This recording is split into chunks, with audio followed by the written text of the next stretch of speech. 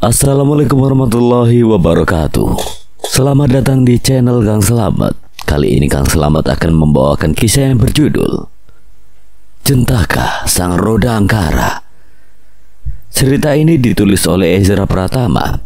Dan sebelum kita masuk ke ceritanya, buat kalian yang belum subscribe channel ini, tekan tombol subscribe-nya terlebih dahulu dan tekan tombol notifikasinya agar kalian tidak ketinggalan cerita seram lainnya dari Kang Selamat.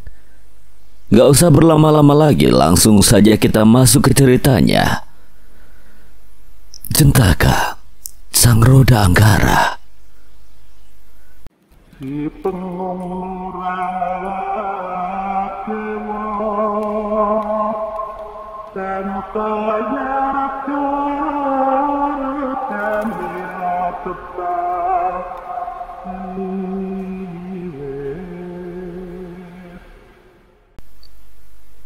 Di sebuah hutan hujan tropis yang lebat terdapat rumah kayu berukuran kecil. Seorang pria dan wanita berpelukan penuh keringat, menghangatkan tubuh dari tajamnya dingin malam yang menusuk kulit. Kita nggak bisa gini terus, Bram, ucap si wanita. Pria yang berada di sampingnya tersenyum menatap sepasang mata getir wanita tersebut. Kenapa? Aku sayang kamu. Sudah 1 minggu ini aku telah datang bulan. Aku hamil, Bram. Nikahi aku. Ekspresi pria yang dipanggil Bram itu mendadak berubah. Ada konflik di keluarga Trimurti. Aku tidak bisa mempersuntingmu sebagai istri kedua untuk saat ini. Kamu sayang aku kan? Ya, aku menyayangimu, Sri. Kau benar, kita tidak bisa begini terus. Hubungan ini harus berakhir. Jika mereka semua tahu bahwa aku memiliki keturunan darimu, ini akan menjadi sangat rumit. Bram Sakti, bagaimana dengan anak di dalam perutku? Gugurkan saja. Jika kau ingin membesarkannya, jangan beritahu siapa ayahnya. Ini semua demi kebaikanmu. Jika kau ingin terus hidup, patuhi perkataanku. Semudah itukah kau bicara, Bram Sakti? Lantas apa yang akan terjadi jika aku memberitahu pada semua orang bahwa anak di dalam kandungan ini adalah anakmu? Darah daging Arya Langit, keturunan Trimurti. Sri, keadaan di antara aku dan kedua saudaraku sedang tidak baik. Aku tidak bisa mempersuntingmu menjadi istri kedua untuk saat ini. Sebentar lagi beringin Rajendra akan memilih siapa pemilik singgasana kosong di Bhattacharya. Setelah itu aku akan menemuimu lagi. Kapan? Bukankah itu masih berapa tahun lagi? Gugurkan saja kandunganmu, Sri. Jika ia lahir dan kau membeberkan siapa ayahnya, tidak akan ada orang yang percaya. Kau akan dianggap gila. Bagaimana jika mereka semua percaya? Sebelum itu terjadi, aku terpaksa harus membunuhmu. Arya Langit, kembali. Brahma Sakti lagi-lagi menghentikan langkahnya. Ia menoleh ke belakang dengan mata melotot. Jangan panggil aku dengan gelarku, Sri Dharmawati, paham? Aku akan menggugurkan kandungan ini, tapi jangan tinggalkan aku. Keputusan yang tepat. Beritahu aku jika kandunganmu sudah gugur, semua akan kembali seperti sedia kala. Ia berjalan pergi menyusuri hutan, meninggalkan Sri di sana seorang diri. 1 bulan kemudian, bangunan megah berbata merah dengan atap limasan yang dibentuk dengan genteng terakota itu adalah rumah inti Trimurti. Di tempat seluas itu, masing-masing Arya memiliki rumah kecil. Brahma Sakti menatap seorang wanita yang baru saja keluar dari kamar mandi. Entah sudah berapa kali wanita itu mondar-mandir kamar mandi selama 3 hari ini. Kamu muntah lagi? Wanita itu mengangguk sebelum memegangi perutnya. Sudah 1 minggu lebih aku tidak datang bulan.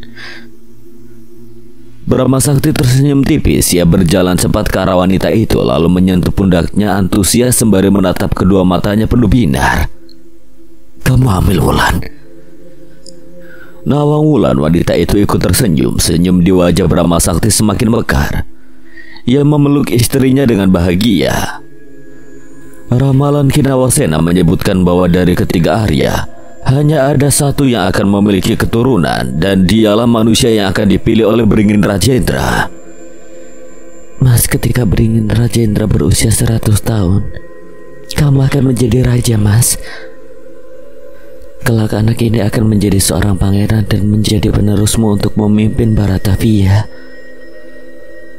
Tak pernah dirasa bahagia seperti ini dalam hidup Brahma Sakti dan Nawang Wulan. Kabar kehamilan Nawang Wulan pun tersebar dan disambut baik oleh warga Baratavia dan para bangsawan. Arya Langit perlahan mulai mendominasi berbagai keputusan terkait banyak hal di Baratavia. Kabar ini juga sampai di telinga Sri Darmawati. Sudah 1 bulan ia dan Brahma Sakti tidak bertemu. Kabarnya Sri berusaha untuk menggugurkan kandungannya, tetapi sepertinya anak di dalam rahimnya itu masih hidup. Entah ia seperti diberkahi dan dilindungi oleh sesuatu tak kasat mata.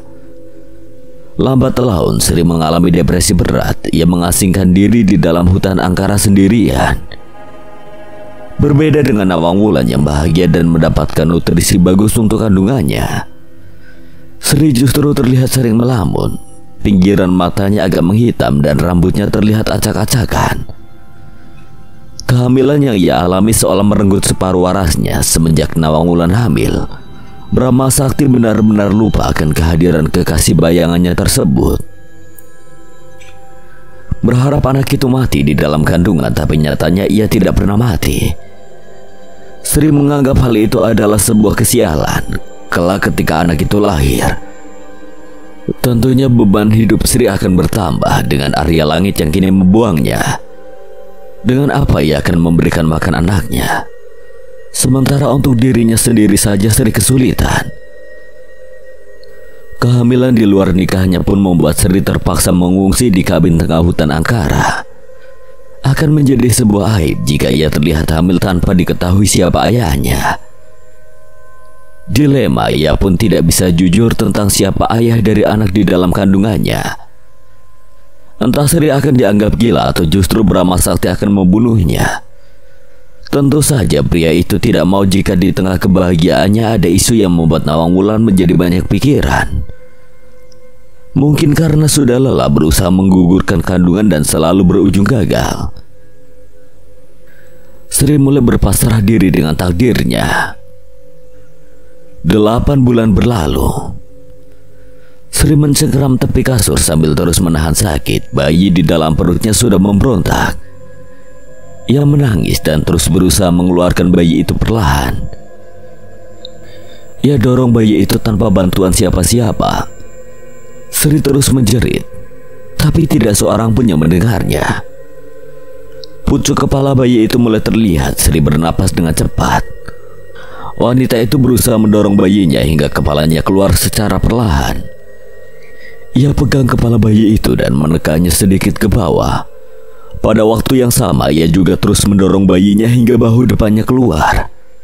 Ia berusaha mati-matian untuk mengeluarkan bayi itu dari perutnya.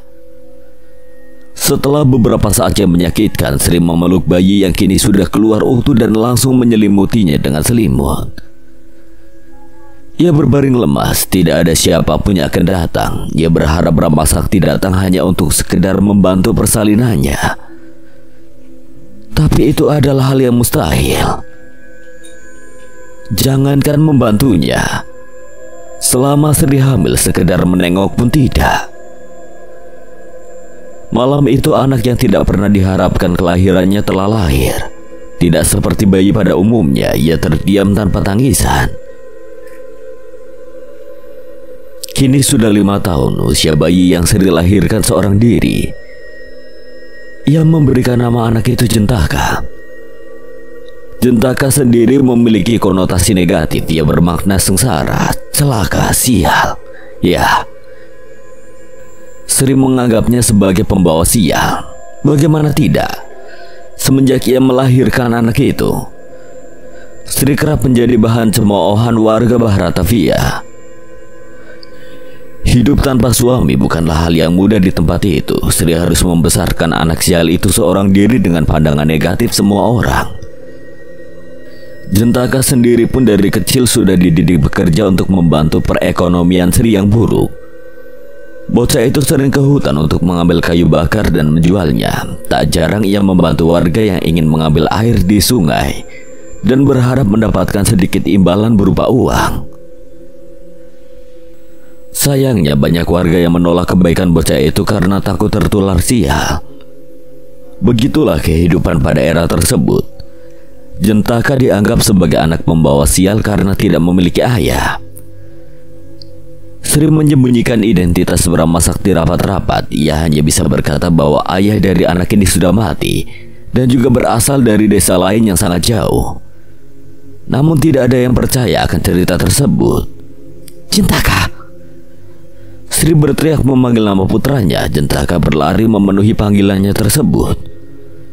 Bocah itu berdiri di depan ibunya dengan napas terengah-engah dan bermandikan keringat. Iya, Bu. Tanpa basa-basi, tangan kasar itu menempeleng kepala Jentaka hingga tersungkur di tanah. Sri menatapnya penuh kebencian. Ibu dapat laporan. Kayu bakar pesanan Kuncoro belum juga sampai. Jentaka bangkit. Ia tidak berani menatap mata ibunya. Bocah itu hanya diam tanpa kata. Jawab. Tamparan kedua bersarang di pipi Jentaka. Mata bocah itu berkaca-kaca. Jentaka diganggu oleh anak-anak yang bermain di pinggir hutan, Bu. Kayu-kayu yang sudah Jentaka kumpulkan diambil. Kumpulkan lagi sebelum matahari terbenam, atau kamu tidak akan makan malam ini. Sri berjalan masuk ke dalam rumah gubuk kecil tempat ia dan Jentaka tinggal. Tidak ada waktu untuk menangis. Itu yang ditanamkan oleh Sri pada Jentaka. Anak itu berlari menuju hutan untuk mengumpulkan kayu bakar kembali. Jentaka adalah anak yang kuat. Dari kecil ia sudah bekerja keras. Tubuhnya banyak luka, tapi karena luka-luka itu ia memiliki berbagai keterampilan.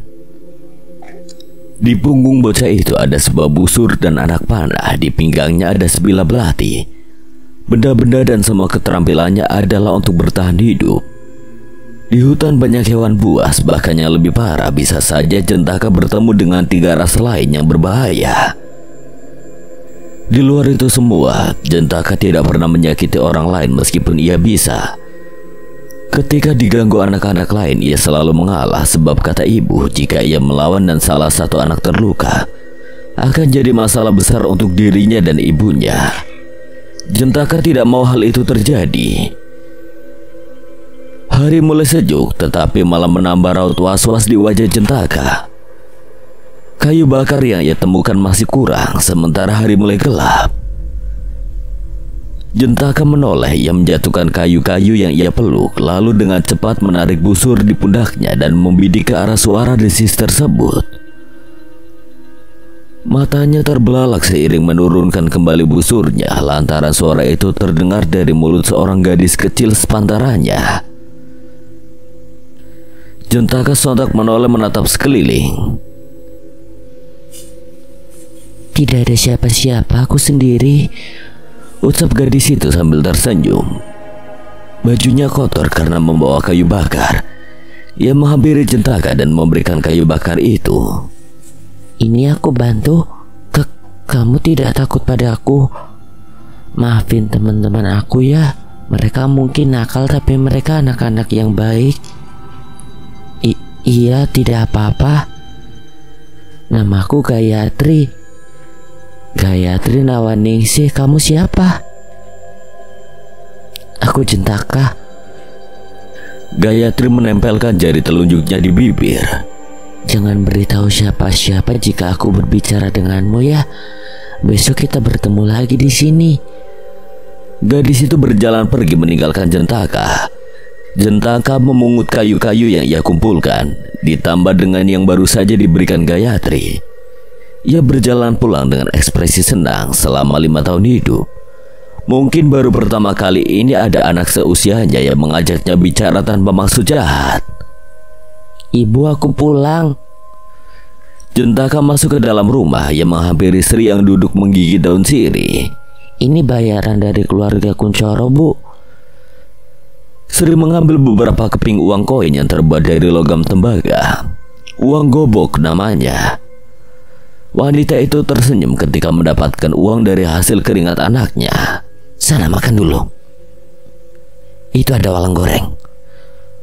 Walang goreng merupakan belalang goreng. Di era ini makanan bangsawan dan juga rakyat biasa agak berbeda.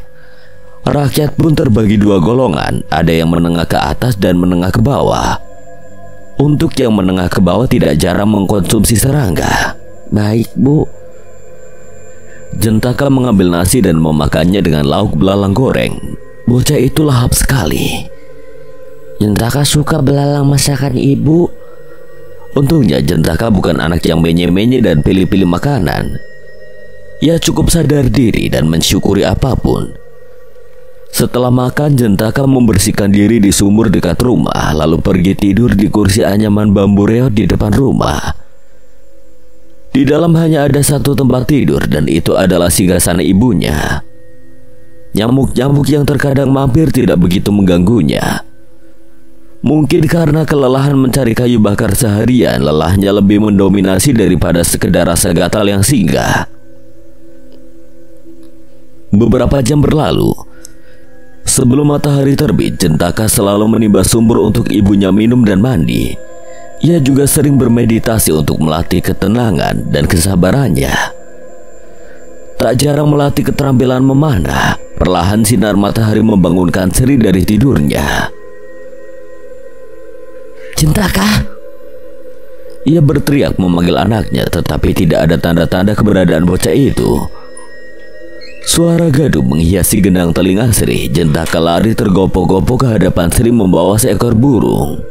Habis berburu kamu. Ini burung buat Ibu sarapan. Jentaka sudah makan belalang sisa kemarin. Belalangnya Jentaka habisin. Jentaka takut Ibu marah karena kehabisan sarapan. Jadi Jentaka ganti. Bagus juga kemampuan berburu kamu. Nanti kalau cukup usia kamu daftar jadi pasukan Sadawira. Biar kita banyak uang dan dipandang baik oleh orang-orang. Jentaka akan berusaha, Bu. Ya sudah, sana cari uang. Jentaka berjalan keluar untuk mencari uang. Entah ia akan berburu dan menjual buruannya, atau ia akan mencari kayu bakar di hutan. Banyak hal yang bisa dilakukan anak itu. Terkadang ada rasa iri ketika melihat anak-anak seusianya bermain bersama. Ia sama sekali tidak pernah merasakan hal itu. Ketika ia datang, anak-anak lain kerap menghinanya, tak jarang melemparinya batu hingga terluka. Namun Jentaka tidak pernah menangis. Ketika sedang berjalan melewati gerombolan anak-anak seusianya, Jentaka tiba-tiba jatuh akibat tersandung. Kepalanya membentur batu dan berdarah. Bukannya membantu, mereka semua tertawa. Jentaka jatuh akibat tersandung kaki seorang anak dengan pakaian khas bangsawan. Kau harus menunduk jika lewat di hadapan kami. Dasar anak haram. Jentaka tidak berani menatap mereka semua. Cepat minta maaf. Sekilas Jentaka menatap tajam pada mereka semua dengan tatapan kosong. Sontak mereka merinding dan meneguk ludah sendiri. Apa-apaan tatapan itu? Dasar menyeramkan. Jentaka tiba-tiba teringat wajah ibunya yang menundukkan kepala. Maafkan saya. Wajah takut mereka perlahan berubah menjadi tawa penuh hina. Seorang anak laki-laki menjambak rambut Jentaka dan memukul wajahnya. Hei, jangan disentuh. Kau bisa tertular sial. Aku lupa aku harus cuci tangan. Anak laki-laki yang tadi memukul Jentaka langsung berlari untuk mencuci tangan. Benda apa ini? Seorang bocah mengambil busur dan anak panah milik Jentaka. Jangan. Jentaka berusaha mengambil kembali senjata miliknya. Bocah itu sembarangan membidik. Aku adalah Arjuna. Jangan itu untuk berburu, bukan mainan. Berisik. Bocah itu tak sengaja melepaskan anak panah dari bidikannya.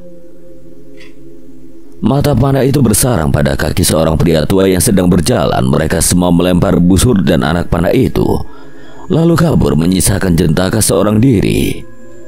Banyak saksi, tapi mereka semua bungkam dan mengkambing hitamkan Jentaka.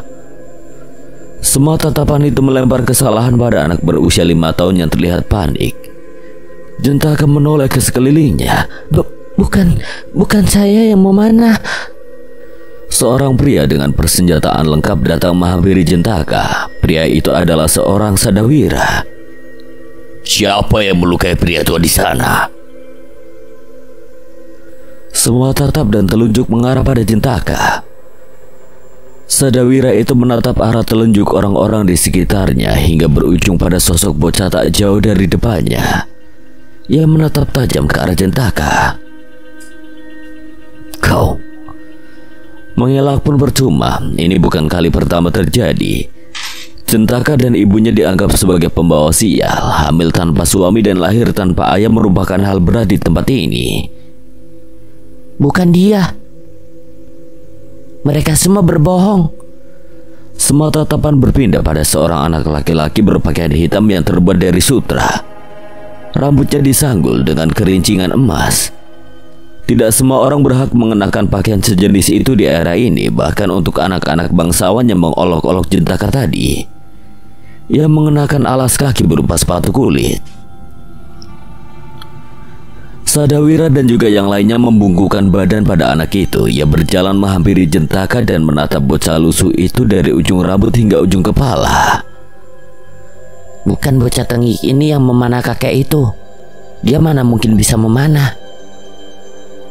Mungkin siapapun yang bisa mengatakan dengan jujur akan aku berikan uang emas. Mendengar itu, semua orang mendadak jujur dengan apa yang mereka lihat. Kini pelaku utamanya sudah diketahui. Sadawira itu pamit untuk menangkap pelakunya. Sementara bocah berpakaian hitam itu tersenyum menatap Jentaka. Lain kali hati-hati. Ia menepuk pundak Jentaka dan hendak pergi. Beberapa perkataannya tadi adalah sandiwara. Ia tidak bermaksud untuk menyebut Jentaka bocah tengik. Tuan muda, sebaiknya Tuan cuci tangan. Saya adalah anak pembawa sial. Ayo kita buktikan itu. Tidak ada manusia pembawa sial di dunia ini. Tuan Satria, Anda sudah ditunggu oleh Prabu Arya Langit. Sebaiknya Anda bergegas. Aku pamit dulu ya. Jentaka, nama saya Jentaka. Sampai jumpa lagi Jentaka. Bocah bernama Satria itu naik ke atas kereta kencana dan melanjutkan perjalanan menuju kediaman Trimurti. Wah, kau beruntung bocah. Jentaka menoleh ke arah anak laki-laki seusianya. Dari pakaiannya sepertinya dia juga anak bangsawan. Yang barusan itu adalah Pangeran Satria. Jarang-jarang dia berbicara dengan orang lain, terutama rakyat jelata. Kelak dia akan menjadi raja yang baik. Ia menjunjung tinggi keadilan, tidak pandang bulu. Jentaka menundukkan kepala. Ia harus hormat kepada anak-anak bangsawan jika tidak ingin diganggu. Bocah itu merangkul Jentaka dan berbisik. Tidak usah begitu padaku. Kau mau uang? Tentu saja kepala Jentaka akan mengangguk jika itu tentang uang. Bocah itu tersenyum. Ayo ikut aku. Jentaka pergi mengikuti bocah itu. Mereka menuju hutan. Apa yang akan kita lakukan? Berburu. Berburu apa? Kau tidak perlu tahu, nanti juga tahu sendiri. Aku harus tahu apa yang akan aku buru untuk mempersiapkan segalanya. Wanara. Jawaban bocah itu membuat Jentaka berhenti melangkah. Wanara merupakan ras manusia kera yang tinggal jauh di dalam hutan Angkara. Keberadaan mereka masih simpang siur, tetapi beberapa warga pernah bersaksi melihat Wanara di hutan Angkara. Rangsa, panggil seorang gadis kecil. Sontak Jentaka dan anak bernama Rangsa itu menoleh. Gayatri, ini anak yang kau bicarakan bukan? Namanya Jentaka. Dia lihai berburu. Selama ini Gayatri diam-diam selalu memperhatikan Jentaka. Ia tahu kemampuan Jentaka dalam berburu. Bagus, itu sudah lebih dari cukup. Hei, tunggu. Wanara adalah makhluk yang beringas. Sebaiknya kita tidak mencari masalah dengan makhluk buas itu. Bocah yang menawarkan uang pada Jentaka berubah ekspresinya. Kau mau uang tidak? Aku akan membayarmu 10 keping uang emas. Kau rakyat miskin yang hanya tahu uang gobok kan? Kali ini kau akan mendapatkan uang emas. Jentaka meneguk ludah 10 keping uang gobok serta dengan 1 keping uang emas. Jika ia memiliki 10, berarti sama saja ia memperoleh 100 keping uang gobok. Bagaimana? Baiklah, ayo kita berburu. Lihatlah, aku akan membawa pulang kepala Wanara. Kau tunggu saja di tempat biasa. Rupanya bocah itu hanya ingin menunjukkan kehebatannya pada gadis yang ia sukai. Oke, hati-hati ya kalian berdua. Rangsa tersenyum. Ia dan Jentaka berjalan semakin dalam ke hutan angkara. Semakin mereka berjalan, hutan semakin gelap. Pohon-pohon di dalam terlalu lebat untuk ditembus oleh sinar mentari. Kau takut, bocah? Jentaka menatap bocah itu. Jelas-jelas usia kita tidak berbeda jauh. Kenapa malah memanggilku bocah?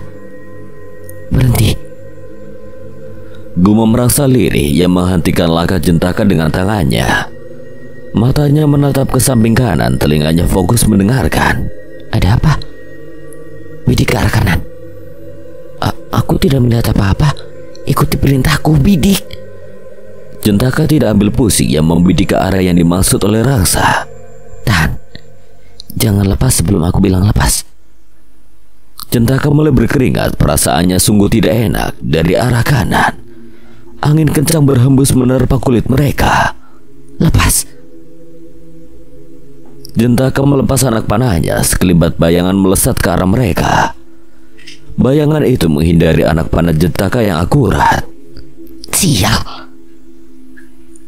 Bayangan itu hampir menabrak Jentaka. Kini mereka berdua bergidik ngeri. Seekor Wanara berdiri membelakangi mereka sambil sedikit menoleh dengan wajah menyeringai. Wanara, jangan takut, kita adalah pemangsanya. Rangsa ikut menyeringai. Ia mengeluarkan sebuah buku berwarna hitam. Ketika ia menyentuh buku itu, sebelah matanya berubah menjadi hitam dengan iris berwarna biru. Buku apa itu? Oh, kau bisa melihat buku dan mata ini. Jangan beritahu siapapun tentang apa yang kau lihat setelah kita memasuki hutan. Anggap saja kau tidak pernah mengalami ini semua. Rangsa mengambil belati dari balik jarinya. Ia melukai tangannya sendiri dan menumpahkan darah pada buku hitam yang telah ia buka. Darah membasahi lembaran buku hitam tersebut. Rangsa menyeringai. Kau berhak takut dengan apa yang kau lihat, tapi jangan takut padaku. Raut wajahnya mendadak berubah. Ia terlihat seperti seorang anak yang sedang bersenang-senang dengan mainannya. Ia menatap tajam Wanara di depannya yang sudah bersiap untuk menyerang. Hati-hati, dia akan menyerang. Wanara itu melesat ke arah Rangsa dengan sangat cepat. Wanara memang dikenal buas dengan kecepatan dan kelincahannya. Rangsa, awas! Penuhi panggilanku, Ganda. Jentaka menarik anak panah dan hendak membidik Wanara yang akan menyerang Rangsa. Namun waktu seakan melambat untuknya. Rangsa akan tewas, berikutnya aku. Sebuah dentuman mengakhiri efek slow motion yang sempat dirasakan oleh Jentaka. Makhluk berbulu lebat setinggi pepohonan terlihat di depannya. Rangsa duduk di atas kepala makhluk itu. Wanara yang ia takutkan telah mati. Jasadnya menggantung di gigi tajam makhluk besar itu. Jentaka terduduk lemas menatap makhluk itu. Ia gemetar dan terlalu takut untuk berlari. Jangan takut, Jentaka. Ini adalah temanku, Ganda. Rangsa terkekeh. Ia berseluncur turun dari tubuh raksasa berbulu itu. Ganda menurunkan mayat Wanara yang ia bunuh. Rangsa mengambil sejumlah bulu Wanara itu dan menatap Jentaka sambil tersenyum. Aku sudah dapat apa yang aku butuhkan. Ayo kita pergi. Katakan pada Gayatri bahwa kita tidak menemukan apapun. Aku tidak melakukan apa-apa. Tak apa-apa. Kehadiranmu hanya untuk umpan. Aku punya banyak penjaga. Para Wanara tidak akan ada yang merasakan hawa kehadiranku. Kemungkinan besar aku tidak akan menemukan satupun mereka. Maaf karena aku berbohong. Tapi janjiku tentang 10 keping uang emas itu tidaklah berbohong. Itu adalah harga kepalamu. Rangsa terkekeh, ia berjalan pergi. Makhluk besar miliknya mendadak hilang tanpa disadari oleh Jentaka. Kau tidak membawa wanara itu? Biarkan keberadaan mereka menjadi misteri. Aku hanya butuh beberapa helai bulunya. Untuk apa? Kau tidak memakan bulu kan? Dasar bodoh, kau pikir siapa aku? Aku butuh bahan untuk menyelesaikan sebuah mantra. Mantra apa? Mantra pemanggil setan. Jawab Rangsa menyeringai. Jentaka merinding mendengar jawaban bocah itu. Aku adalah keluarga Sagara. Hubungan Sagara dengan dunia roh begitu dekat, seperti halnya aku dan Ganda.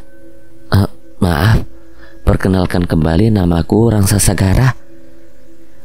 Jentaka anak yang cerdas, ia tidak langsung memberikan ibunya 10 keping uang emas hasil pemburuan wanara. Ia tukarkan uang emas itu menjadi uang gobok dan memberikannya 4 keping sampai 8 keping per hari. Sampai tabungannya habis, Jentaka bisa bersantai dan menikmati waktu bersama Gayatri. Mereka sering bertemu di hutan Angkara, persis seperti Brahma Sakti dan Sri dulu. Kamu pernah makan daging sapi? Gayatri mengangguk. Kamu belum pernah? Aku dan ibu lebih sering memakan serangga dan hewan-hewan kecil. Kami makan enak jika aku mendapatkan buruan atau habis mancing di sungai. Apa buruan terbesarmu, Jentaka? Matanya melirik kosong ke arah atas kanan. Jentaka tampak sedang berpikir. Mungkin jika menyangkut yang paling berbahaya adalah babi hutan dan harimau, tapi buruan lezat adalah kijang. Biasanya orang dewasa berburu babi hutan membawa beberapa anjing mereka. Kau memburunya sendirian. Aku tidak pernah mencari hewan buas, tapi aku terpaksa berburu jika mereka mengancamku. Kau hebat. Aku juga punya sesuatu yang menarik, mau dengar? Jentaka membalas pertanyaan itu dengan anggukan kepala. Sekarang tutup telingamu rapat-rapat, Jentaka. Tatap aku. Jentaka menatap Gayatri sambil menutup telinganya. Laki-laki itu terpana. Wajah gadis di depannya amat sangat cantik. Mulut gadis kecil itu terkunci. Tapi ada hal yang aneh. Kau dengar aku? Kini bocah pembawa sial itu memicingkan matanya. Ia seperti mendengar suara Gayatri di dalam kepalanya. Aku bisa memberikan pesan spiritual. Apakah itu suaramu yang ada di dalam sini? Iya, itu suaraku. Telepati namanya. Hebat. Bagaimana kau bisa melakukannya? Setiap keluarga di Baratavia memiliki tradisi tersendiri dalam mendidik anak-anak mereka, khususnya di keluarga bangsawan. Seperti Rangsa yang bisa melihat roh, aku bisa melakukan telepati. Kami memiliki keunikan masing-masing. Ternyata bangsawan memang sehebat itu ya. Aku baru tahu. Bukan hanya para bangsawan, setiap manusia punya kehebatan masing-masing. Tidak semua bangsawan bisa berburu sepertimu. Jentaka melihat sekuntum bunga yang cantik. Ia memetik bunga itu dan menyelipkannya di atas telinga Gayatri. Sekali lagi terima kasih pujiannya. Jika aku boleh memuji, kau cantik, Gayatri. Gadis tercantik yang pernah aku temui. Kini giliran wajah Gayatri yang memerah. Bukan hanya parasmu yang menjadikanmu gadis tercantik, adalah hatimu. Terima kasih karena telah sudi memberikan waktumu untuk berbincang dengan orang sepertiku. Terima kasih untuk pujiannya. Gadis itu tidak menyangka bahwa Jentaka memiliki tutur kata yang lembut dan indah. Sedang apa kalian berdua? Gayatri dan Jentaka sontak menoleh dilihatnya Rangsa yang sedang bersandar pada pohon tidak jauh dari belakang mereka. Berbincang. Rangsa mendekat dan ikut duduk di batang pohon yang tumbang. Pohon itu tumbang karena hujan lebat beberapa hari lalu. Entah karena angin atau tersambar petir. Jentaka menatap buku yang dibawa oleh Rangsa. Buku itu berbeda dari yang kemarin ia tunjukkan di dalam hutan. Kali ini warnanya kuning agak lusuh. Buku apa itu? Buku pelajaran. Mau baca? Rangsa memberikan buku tersebut. Jentaka mengambilnya dan membukanya. Ada banyak tulisan di sana, tapi ia tidak bisa membacanya. Kau tidak bisa membaca? Jentaka menatapnya sembari menggeleng. Gayatri menunjuk baris pertama dari halaman yang dibuka oleh Jentaka. Aktivitas gaib dimulai ketika matahari terbenam. Roh lebih aktif di malam hari. Itu yang tertulis pada baris pertama. Kalian hebat. Tentu saja kami belajar di rumah inti Trimurti. Di sana para bangsawan diajarkan menulis dan membaca. Mau kuajarkan sesuai kehebatanku ini? Jentaka tersenyum. Ia mengangguk. Tentu saja ia senang jika diajari membaca dan menulis. Bocah itu merasa derajatnya naik. Tidak semua orang di Baratavia bisa membaca dan menulis. Itu tidak gratis, kau harus bayar. Raut wajah Jentaka sontak berubah. Senyumannya memudar. Aku tidak punya uang. Sementara Jentaka terlihat murung. Seringai itu justru tercetak di wajah Rangsa. Kau hanya perlu jadi anak buahku, hanya itu bayarannya. Baiklah, tidak buruk. Tapi aku harus bekerja di siang hari, jadi waktuku untuk belajar tidak banyak. Begini saja, setiap hari aku akan memberikanmu 5 keping gobok. Kau hanya perlu pura-pura bekerja. Sepanjang hari kau harus jadi anak buahku, membantuku banyak hal. Jika kerjamu bagus, aku akan memberikanmu 1 koin emas sehari. Itu merepotkan, sebaiknya kau tolak ajakan dia, Jentaka. Rangsa adalah anak yang haus akan ilmu pengetahuan dan penelitian seputar roh. Bisa-bisa ia berniat menjadikanmu bahan eksperimennya. Ia bukan eksperimen yang berbahaya. Kau tidak akan mati. Tak apa, aku mau. Ya sudah, itu pilihanmu. Sejak kecil aku tidak pernah punya teman. Semua menghina dan melempariku dengan batu. Katanya aku anak membawa sial, anak terkutuk, anak haram. Terkadang aku iri melihat mereka semua yang bermain di luar. Aku bukan orang jahat, tapi kenapa aku diperlakukan jahat? Dunia ini sungguh tidak adil. Tak apa jadi bahan percobaan, asalkan aku bisa berada di sisi kalian, itu sudah cukup. Rangsa dan Gayatri menaruh tatapan iba pada Jentaka yang perlahan terbuka dan menceritakan kisah lalunya. Mereka saling merangkul dan menempelkan kening. Kami adalah temanmu, Jentaka. Sebenarnya kau cuma bawahanku mulai sekarang. Tapi jika kau mau menganggapku sebagai teman, tak mengapa. Aku tidak masalah dengan hal itu. Terima kasih, teman-teman.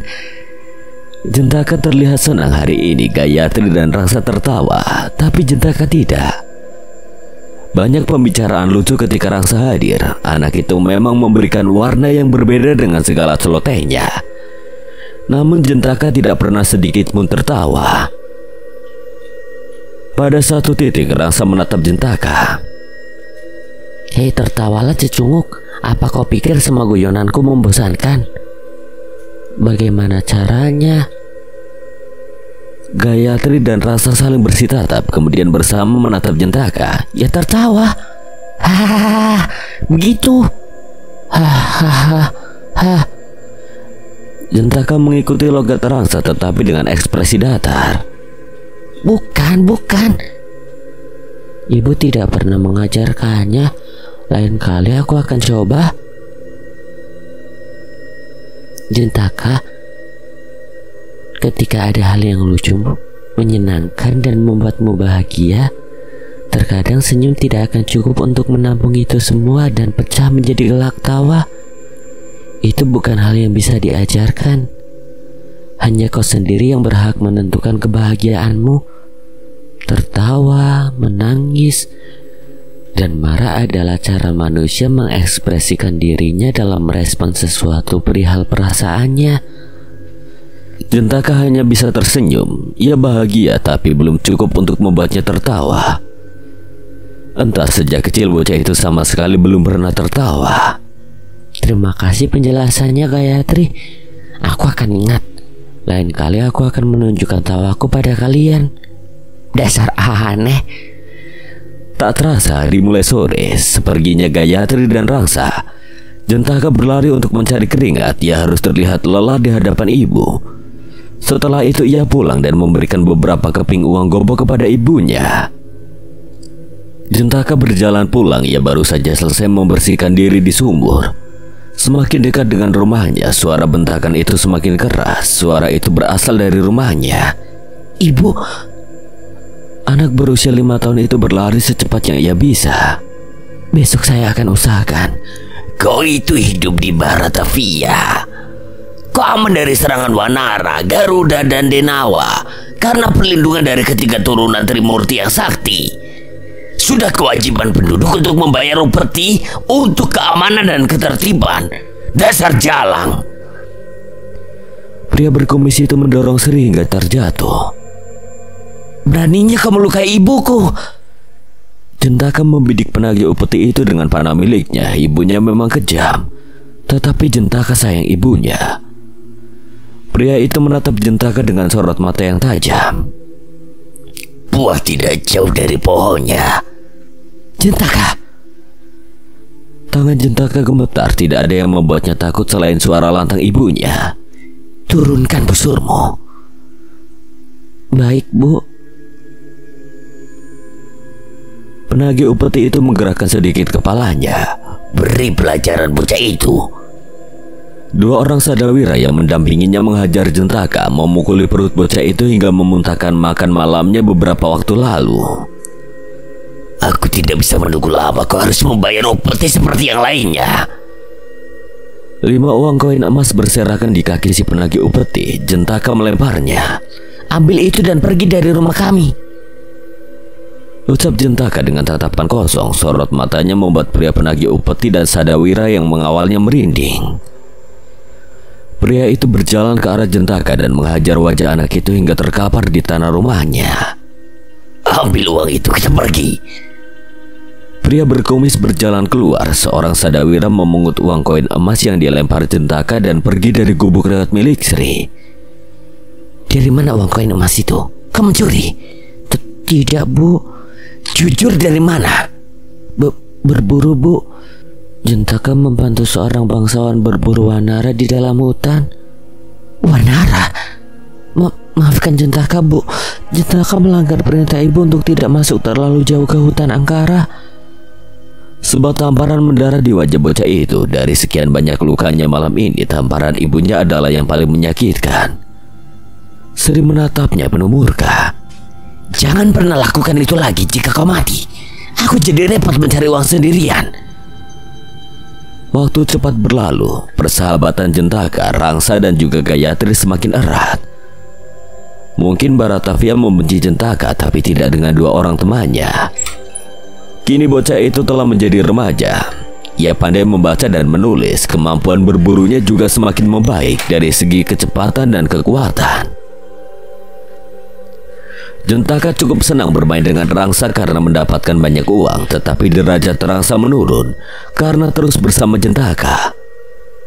Rangsa tidak peduli meskipun ayahnya kerap memarahinya. Rangsa adalah pemuda yang haus akan ilmu dan terus membutuhkan Jentaka. Jika Rangsa kuat dalam spiritual, maka Jentaka adalah tipe yang kuat secara fisik. Mereka saling melengkapi. Rangsa memiliki tuyul yang cukup beruntung. Pasalnya ketika Rangsa berusia 5 tahun, tuyul itu tidak sengaja mencuri sebuah pusaka sakti bernama Penjara Jiwa. Buku Penjara Jiwa bukanlah hal yang asing di era ini. Hampir seluruh petinggi segara memilikinya. Tuyul itu pikir bahwa yang ia curi adalah uang, mengingat buku itu sangat dijaga oleh pemiliknya. Tapi ternyata hanya sebuah buku tak berguna. Ya, siapa sangka ternyata buku itu memiliki kualitas roh yang tinggi. Secara diam-diam Rangsa menyimpan buku itu meskipun ia belum memenuhi standar untuk memiliki penjara jiwa. Jentaka bukan lagi anak kecil. Diam-diam ia jatuh hati pada Gayatri. Tapi Jentaka sadar diri ia hanya rakyat jelata. Selain itu, masalah utamanya adalah Rangsa juga menyukai Gayatri. Jadi Jentaka mengalah. Ya seperti itulah Jentaka, ia selalu mengalah untuk orang lain, apalagi sahabatnya sendiri. Pada satu hari ketika mereka bertiga sedang berkumpul, Pangeran Satria datang dengan para pengawalnya. Sontak ketiga orang itu membungkuk sebagai tanda penghormatan. Satria tersenyum. Ia ikut berkumpul dengan mereka bertiga. Tuan muda anak itu. Tak apa, pergilah. Tapi Tuan muda, aku ingin bermain bersama Rangsa dan teman-temannya. Pada akhirnya para pengawal pergi mengikuti perintah Satria. Kini mereka berempat saling bersitatap, tapi tidak ada ucapan yang terlontar. Satria terkekeh. Santai saja, pengawalku sudah pergi. Selalu saja begitu, pasti berat menjadi pangeran kan? Satria kerap ikut bermain bersama tiga sekawan ini. Ia selalu mengusir pengawalnya agar teman-temannya tidak merasa canggung. Ya, berat hidup dengan aturan yang ketat. Seandainya saya adalah seorang putra Arya Langit juga, mungkin kehidupan yang Anda sebut berat dan ketat itu akan sedikit jadi lebih menarik.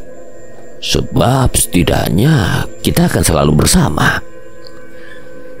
Jentaka paham Satria sebenarnya ingin memiliki banyak waktu bermain, tapi statusnya memaksa pemuda itu untuk terus belajar memimpin peradaban. Satria tersenyum. Ia mendekat pada Jentaka dan berbisik.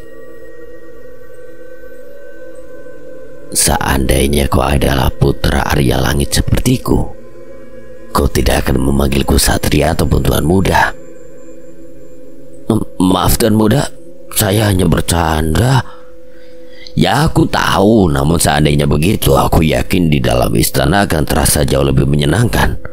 Setidaknya ada yang bisa aku ajak bercanda di dalam sana. Tiba-tiba Satria menatap Gayatri. Gayatri, datanglah nanti malam, ada acara di kediaman Trimurti. Ia memberikan undangan makan malam pada gadis cantik itu. Gayatri dengan ragu mengambil undangan tersebut. Saya? Tak apa, aku ingin mengenalkanmu dengan ayah dan paman-pamanku. Jentaka mengalah pada Rangsa. Rangsa mengalah pada Satria. Putra Arya Langit itu menginginkan Gayatri. Siapa wanita yang tidak ingin bersanding dengan pangeran? Meskipun Gayatri tak suka apa yang bisa ia lakukan, itu kabar buruk bagi Rangsa dan Jentaka. Rangsa adalah salah satu bangsawan kelas atas. Tentu saja ia diundang dalam acara makan malam nanti. Gayatri juga bangsawan, tapi keluarganya tidak setinggi itu untuk mendapatkan undangan dari Trimurti. Mendapat undangan langsung dari Satria adalah satu kehormatan. Bagaimana dengan Jentaka? Jentaka. Satria menatap pilu pada sosok pria dengan rambut gondrong itu. Jentaka memberikan sepenggal senyum pada Satria. Tak apa, aku bukanlah seseorang yang diharapkan kehadirannya. Jentaka, meskipun Tuan Muda Satria mengundangku, aku pikir keluarga Trimurti dan para bangsawan akan menolakku. Pada akhirnya pasukan Sadawira akan menendangku keluar atas titah Prabu Arya Langit. Tahun ini usiamu menginjak 15 kan? Bergabunglah dengan pasukan Sadawira. Aku bisa mengangkatmu menjadi pengawal pribadiku. Tunjukkan pada mereka bahwa kau layak. Tentu saja buktikan padaku juga tentang perkataanmu barusan. Aku butuh teman di dalam istana. Setidaknya jika kau menjadi pengawalku, aku akan lebih bebas, Jentaka. Jentaka terlihat senang mendapatkan dukungan dari Pangeran Satria Langit. Aku akan berusaha. Semoga beruntung. Gayatri dan juga Rangsa memberikan dukungan penuh pada Jentaka. Mereka berharap Jentaka mampu lolos menjadi Sadawira. Malam kian gulita. Jentaka duduk di kursi anyaman bambu depan gubuk ditemani nyanyian jangkrik. Ia melamun ke arah langit sembari menghela napas pasrah. Sebuah gumpalan kertas melayang mengenai kepala Jentaka, membuyarkan segala lamunan yang menari dalam benaknya. Jentaka menoleh ke arah datangnya gumpalan tersebut. Matanya memicing ketika mendapati sosok Rangsa berada di samping rumahnya. Rangsa, ayo kita pergi. Kemana? Rangsa tidak menjawab. Ia memberikan kode kepala untuk mengikutinya. Jentaka menatap ke dalam gubuk. Ditatapnya Sri yang sudah tertidur. Ia perlahan pergi mengikuti Rangsa masuk ke dalam hutan angkara. Rangsa, sedang apa kau? Bukannya kau dan keluarga Sagara diundang jamuan oleh Trimurti? Acara bodoh, aku tidak tertarik. Ia berhenti pada sebuah batu besar tempatnya biasa bermeditasi. Tatapannya tajam ke arah Jentaka. Kau serius ingin ikut seleksi Sadawira? Ada masalah? Kau juga tertarik? Aku tidak tertarik menjadi anjing kerajaan. Aku adalah orang yang butuh banyak waktu untuk belajar dan memahami apa yang belum aku pahami. Jika aku menjadi Sadawira, aku akan kehilangan itu semua. Namun jika kau ingin menjadi perwira Sadawira, maka ikutlah. Tak apa. Hanya saja, apakah itu keinginanmu sendiri? Ya, itu keinginanku sendiri. Bukan karena ucapan Pangeran Satria siang tadi. Aku ingin naik derajat. Kasihan ibu selalu dipandang buruk oleh orang-orang. Aku juga ingin memiliki penghasilan yang cukup untuk kehidupan sehari-hari kami. Kau butuh dari sekedar otot dan kemampuan berburumu. Beberapa bangsawan bahkan dari keluarga petinggi juga akan mengikuti seleksi Sadawira. Kau akan benar-benar habis menjadi bahan candaan mereka semua, Jentaka. Aku cukup percaya diri. Selama ini aku hanya menahan diri. Tingkatkan kemampuan spiritualmu. Minimal kau harus bisa bertahan dari serangan spiritual. Malam ini kita akan bermeditasi. Aku akan ajarkan Rogo Sukmo padamu. Rogo Sukmo? Keadaan di mana raga dan sukmamu terpisah, kau akan berkeliaran dengan roh dan bergentayangan seperti hantu. Dengan begitu kau bisa mengintai kandidat lawanmu dan mempelajari kekuatannya. Pemuda gondrong itu menengguk ludah. Apa kau serius?